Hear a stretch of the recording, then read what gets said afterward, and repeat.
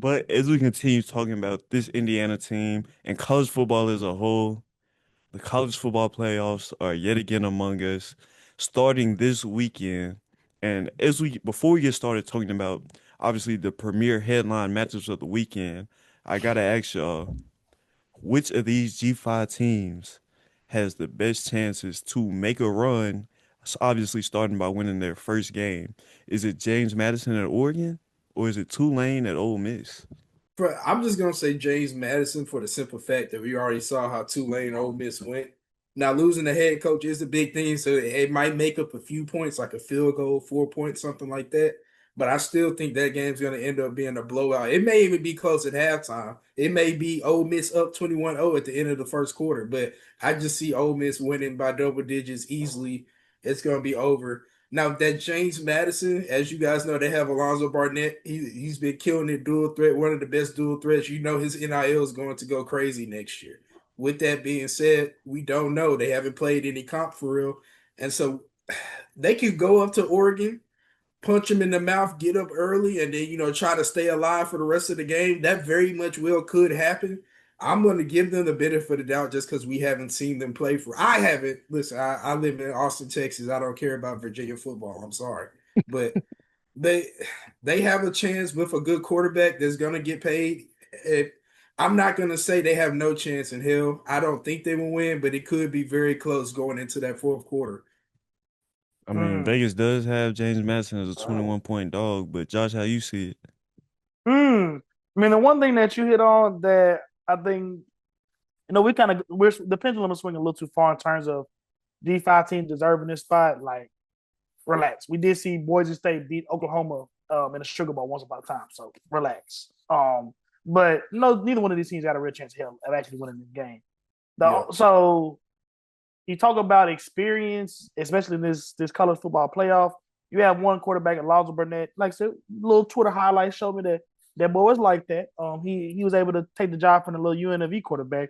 But you got a guy, Jake Resloff, that comes from a power conference program that has played high level football, and I think that will probably be an intangible factor in a game of this scenario that that just James Madison does not have. You feel what I'm saying? And even as we talk, we'll get into an Alabama, Oklahoma, but that Tulane team that played Ole Miss was at week 2 or week 3.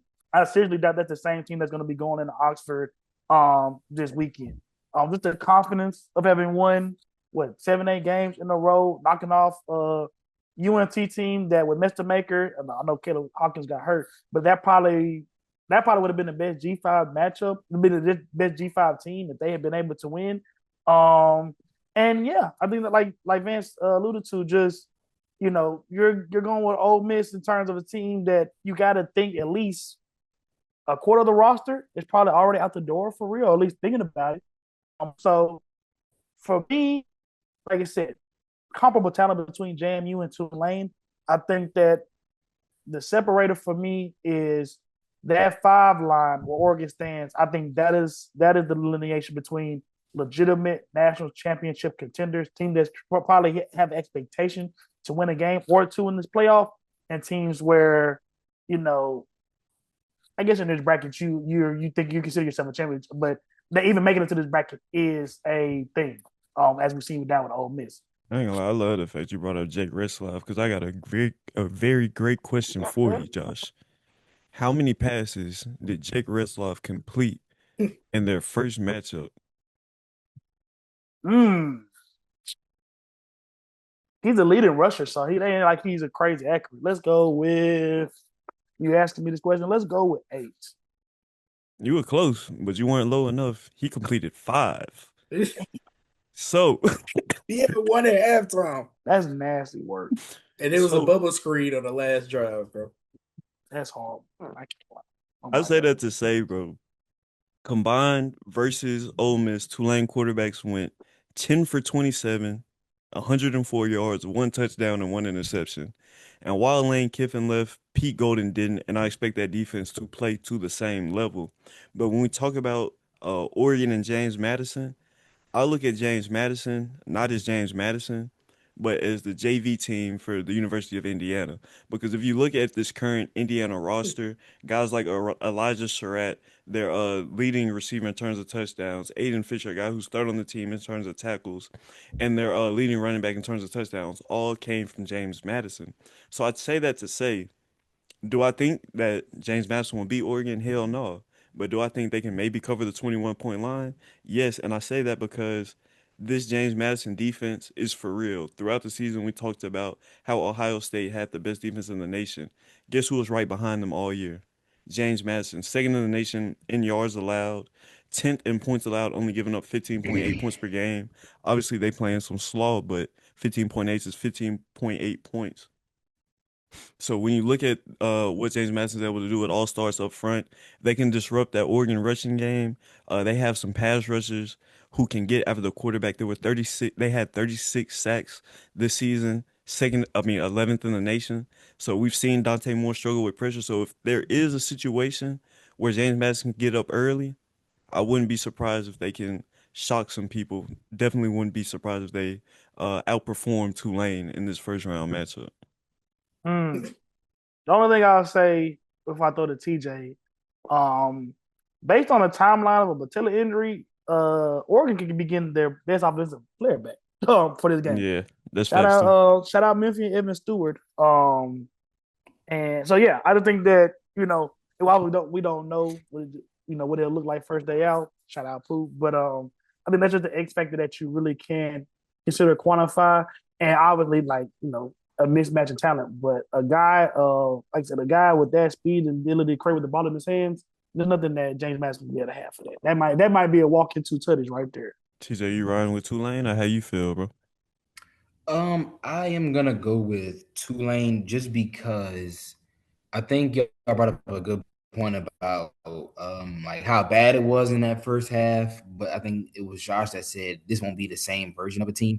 What is interesting is three of the teams that we named are losing head coaches. So James Madison, Tulane, and Ole Miss are all losing their coach. You've got a cleaner split with the other programs being Tulane and James Madison was more like, handshakes and hugs. We were happy to have you. Then we all saw the clip of the guy at the airport when he saw you, Charlie, you bastard. And they were booing like so I think the familiarity of Tulane and Ole Miss having this will be the fourth time they played in the last 5 years. The only game that was close was the first half of the 21 game, and then year before last, I don't know if y'all remember this game. It was down here. It was that game where they had Judkins in a box. For some reason, he was like, this was the year he was going crazy, and the only team that stopped him for whatever reason was Tulane. This was a game that was close up until the Ole Miss kicker hit a record field goal, and then they ran back a blocked. I think they tipped a pick or something. The score got out of hand. It was 37-20, but it was like 20. It was like 20-21, something like that, right when the game was close. Like, I'm not trying to say this is a team that's used to beating Ole Miss, but they're used to playing Ole Miss. And James Madison can't say the same thing. So this is not an anti-James Madison take, because obviously Nick provided the student analysis. I'm going based off of feel here. I don't think this is the same team, and I don't think Ole Miss is the same team. All credit to them, not really. They have put some, really good things on film, but they've been embroiled in more scandal than football. I think Tulane they played a phenomenal game against North Texas, a team that was lighting up the scoreboard, and they were playing good defense. So I think that'll help them. The situation was a lot more amicable with the coach.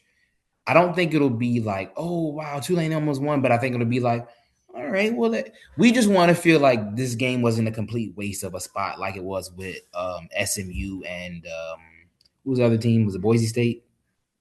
Yeah. Last year, yeah. Those I know SMU's not a G5 team, but they looked like it in the playoff last year. So as long as Tulane stays within like 17, I could see like a little late garbage time touchdown and it'd be like 24. So for betting purposes, I would not, touch this, but I think Tulane can stay within 3 touchdowns and have us walking away like, okay, you know what? Had they played someone else, that might have been a decent game, and they didn't completely embarrass themselves. So as long as they score 21, as for James Madison, I haven't watched a lot of them. Good luck to them, but they might get a little bit They might suffer from some helmet scouting themselves, like going to the big ass stadium and about to be loud, and they haven't really played any comp like that. They're a good football team, but I think one of them is more of a machine / buzzsaw than the other. Like when you really jacking Ole Miss, it's like, oh God, I don't want to go to Oxford, but that Stadium Oregon got it's a bad boy. It gets loud in there. Yeah. It might be too much for him. So Hey, that's what I'm Oxford basing this don't off play of. around, bro. I can't let you I'm about to say that, disrespect like Oxford, bro. I've come to like he said, I've come to respect it. Watching the Washington games and like that stadium is a beast. It's huge. It's loud. The fans are nasty. So it ain't like good